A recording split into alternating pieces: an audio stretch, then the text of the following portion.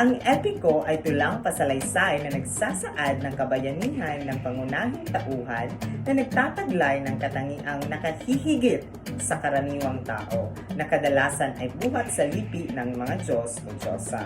Ang paksa ng mga epiko ay mga kabayanihan ng pangunahing tauhan sa pagkikitigma o paglalakbay.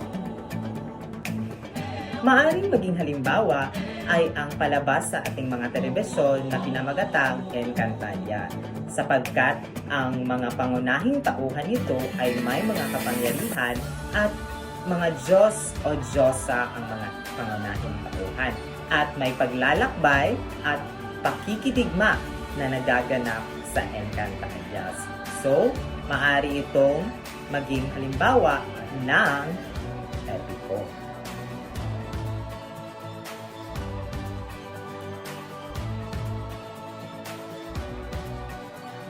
Bakit nga ba mahalaga na pag-aralan natin ang epiko?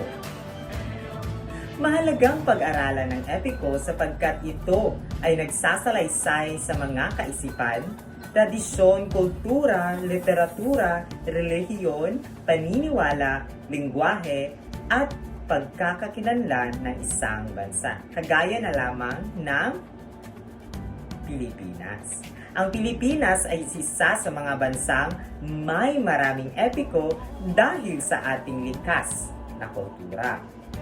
Bukod rito, ang mga epiko ay nagtataglay rin ng mga positibong aral na pwedeng gamitin bilang gabay sa ating buhay.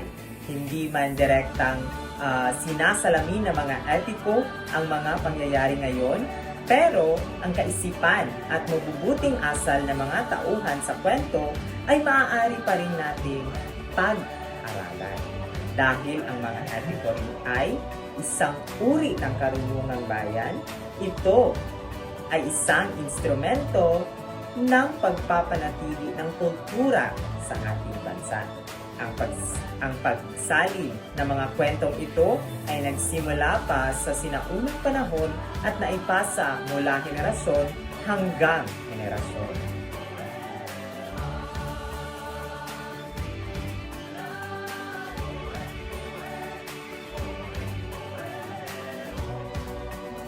Ngayon ay dumako naman tayo sa tatlong uri ng epiko.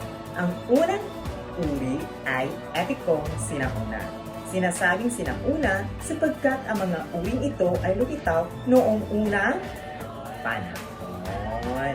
Kilala rin sa taguring epikong pambayani na naglalahad ng isang sambayanan o bansa sa pagtataguyod ng isang pambansang layunin o mithiin. Ito'y karaniwan ng may katangiang pangunahing tauhang nag-aangkin na mga katangiang kahima-himala at kumakatawan sa adhikain ng isang lahi o isang bansa. Ang tulang ito ay nagpasalin-salin sa bibig ng mga salinlahi at unti-unting nabuo sa mga anyo nito ngayon. Ang Beowulf ng Inglaterra, Siegfried ng Alemanya, Ibalon ng Pilipinas ay mga halimbawa ng epikong sinauna.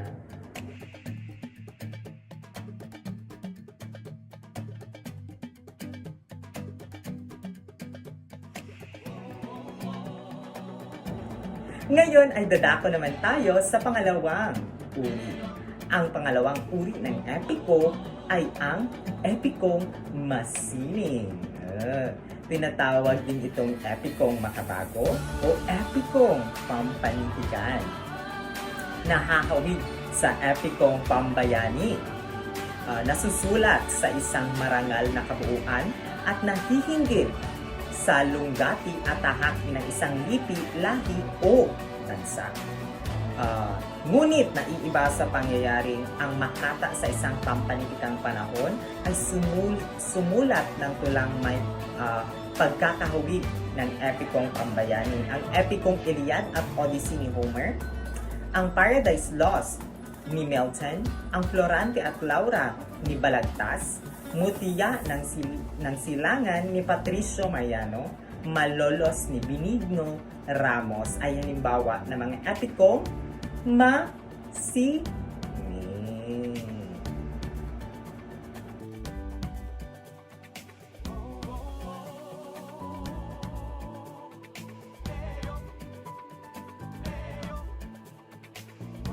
Ang pangatlong uri o huling uri naman ay ang epikong takutsa.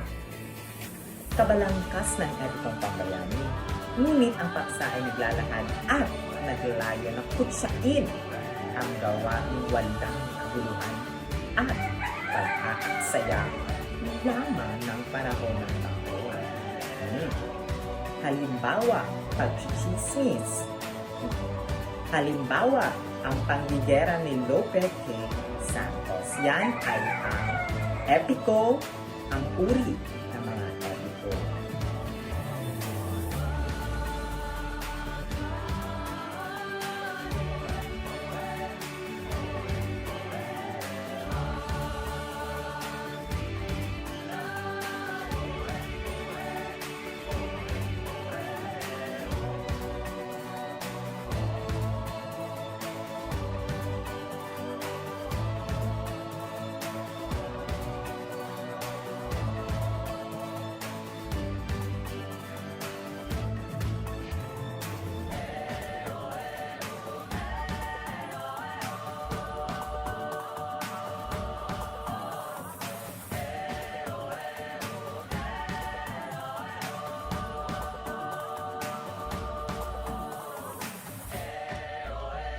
Ngayon ay tutungo na tayo sa mga mahalagang elemento ng epiko.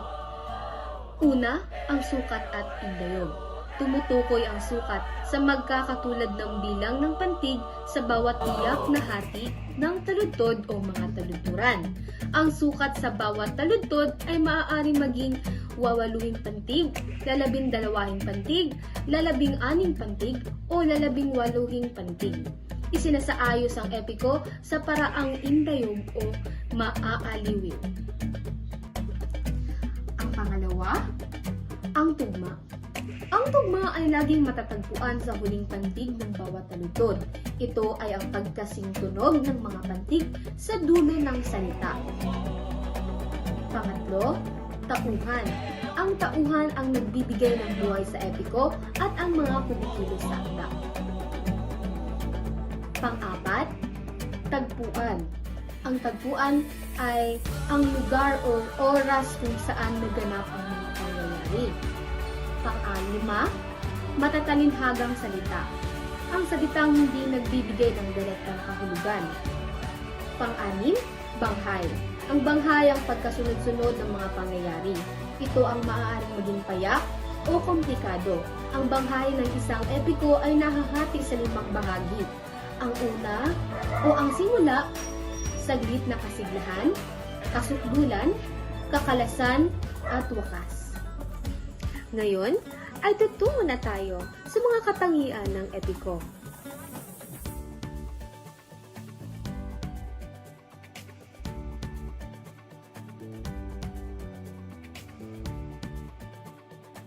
Una, ang umiikot ang kwento sa mapanganib na pakikipagsapalaran ng bayani.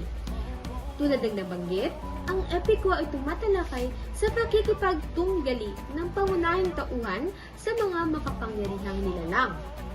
Pangalawa, ang mga bansag o pagkakakilanlan ng mga tauhan. Karaniwang dinadagdagan ng epithet ang mga pangalan ng tauhan upang mas matandaan ito ng mambabasa. Ang epithet ay ang pang-uri na naglalarawan ng tao o bagay. Halimbawa, Mighty Achilles mula sa akda ni Homer.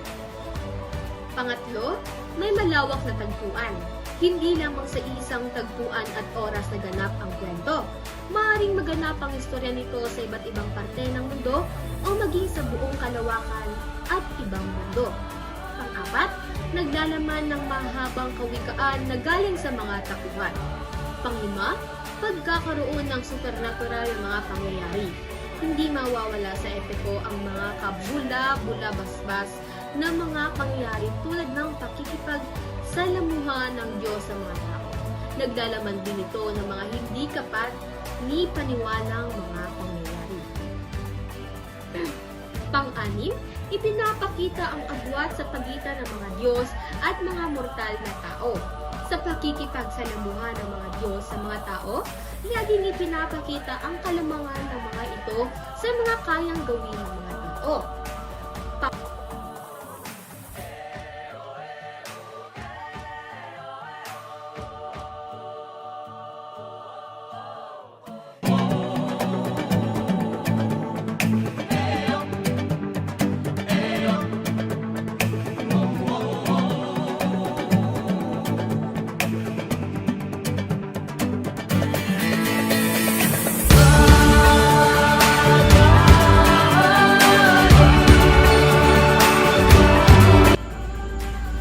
Ngayon ay tutungo na tayo sa mga halimbawa ng epiko.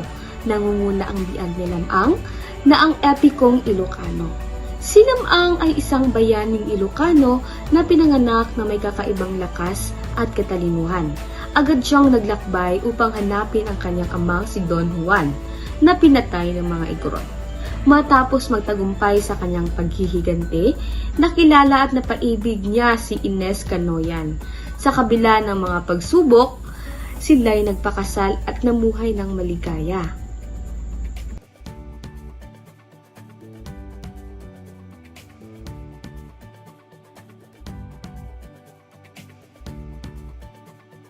Sumunod ang Hudhod, ang epiko ng Ifugao. Ang Hudhod ay isang epiko ng Ifugao sa Cordillera na isinasalaysay tuwing ani, kasal o lamay. Ang kwento ay umiikot sa mga pakikipagsapalaran at kabayanihan ni Aligoyon, Bugan at iba pang mga karakter. Kilala si Aligoyon bilang isang magiting na mandirigma at matalinong bata na nagmula sa tribo ng Halanga. Ang kanyang pangunahing laban ay kay Pumbakhayon na tribong Daligdigan. Ngunit sa halip na magpatuloy sa kanilang labanan, naging magkaibigan sila at magkasundong magpakasal ang kanilang pamilya, simbolo ng kapayapaan at pagkakaisa.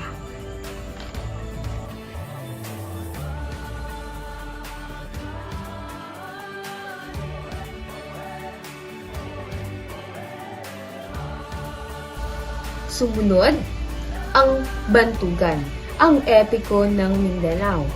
Ang epiko ni Bantugan ay isang kwento na nagmula sa Mindanao na tumatalakay sa kabayanihan at pakikipagsapalaran ni Prinsipe Bantugan, isang marangal at matapang na mandirigma ng kaharian ng Bumbaran.